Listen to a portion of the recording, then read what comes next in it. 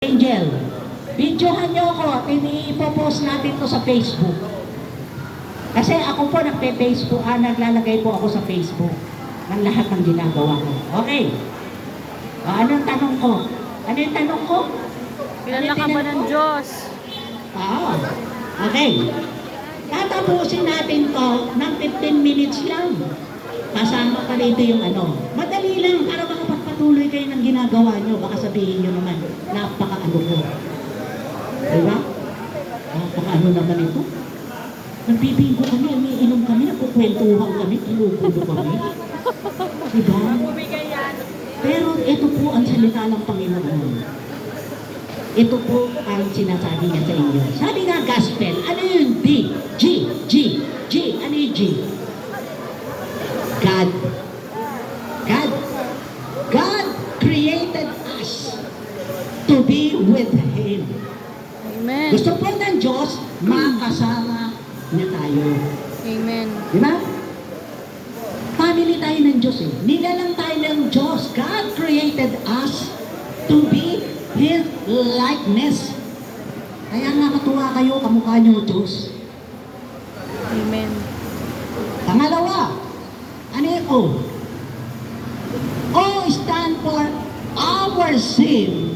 Ang kasalanan natin ang nagpapahiwalay sa atin sa Diyos. Ano ba yung mga kasalanan natin? Pag-usapan natin mga kasalanan.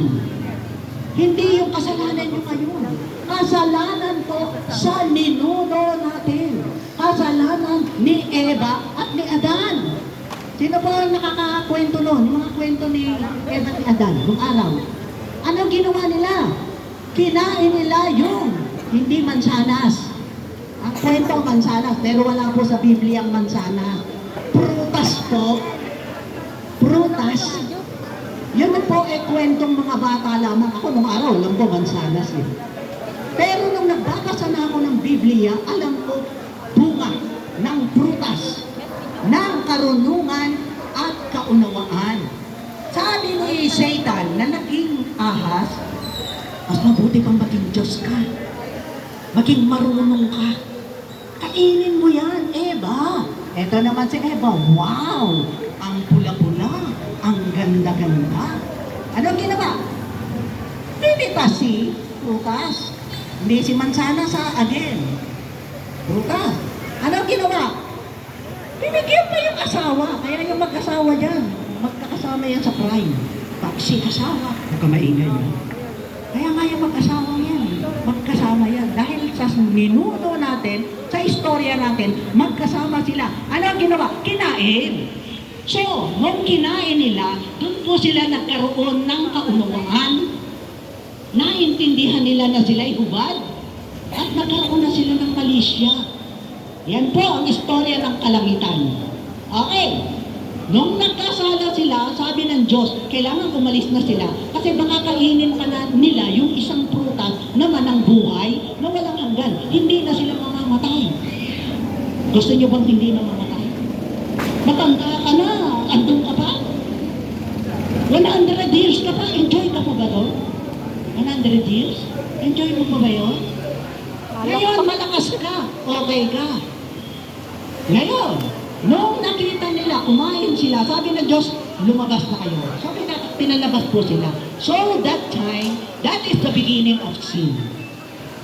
Doon po nagsimula ang kasalanan. Lahat ng tao ay may kasalanan.